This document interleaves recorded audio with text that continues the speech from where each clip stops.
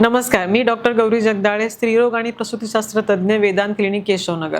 आज आपण एका महत्त्वाच्या विषयावर बोलणार आहोत, ज्याच्याविषयी सगळ्यांच्या मनात खूप प्रश्न असतात. तर कोणता आहे तो प्रश्न? की मला प्रायव्हेट पार्टला खाज येते, तर मला खरंच UTI किंवा युरिनरी ट्रॅक्ट इन्फेक्शन आहे का? तर आपण बघूया यात दोघातला फरक काय आहे. तर UTI म्हणजे युरिनरी ट्रॅक्ट इन्फेक्शन, म्हणजे तुमच्या लघवीच्या जागेचे इन्फेक्शन. तर ते महिलांमध्ये खूप जास्त होतं. त्याचं कारण असं आहे की आपण कॉमन वॉशरूम वापरतो, आपल्याला त्या ठिकाणी बराच घाम येतो आणि महिलांमध्ये पिरियड्सची जागा, युरिन आणि तिथून मोशन येतं, हे सगळं खूप जवळ असतं. त्यामुळे आपल्याला महिलांना युरिनरी इन्फेक्शन खूप जास्त प्रमाणात होतात. हे अगदी नॉर्मल आहे.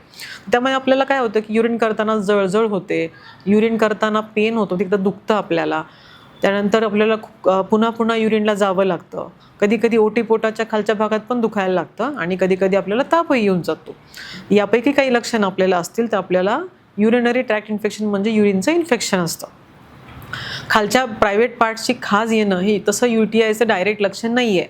तर त्याची कारणं काय असतात की खालच्या भागांची खाज सुटण्याचं मुख्य लक्षण असतं तुम्हाला इन्फेक्शन. ते इन्फेक्शन आपल्याला बॅक्टेरियल व्हजिनोसिस असतं किंवा ईस्ट इन्फेक्शन असतं. तर या कारणामुळे आपल्याला खालच्या भागाची खाज सुटते. कधी-कधी त्यातून पांढरं स्त्रव किंवा पांढरं पाणी पण जातं.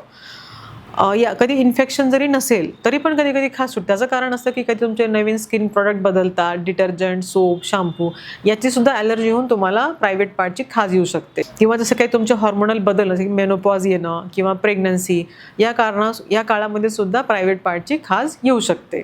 तर तुम्हाला प्रायव्हेट पार्टला खाज येत असेल तर लगेच मनाने UTIचं डायग्नोसिस करू नका. डॉक्टरांकडे जा, तपासणी करून घ्या आणि योग्य कारण समजून घेऊनच उपचार करा. तो stay happy, stay healthy and stay confident. Thank you.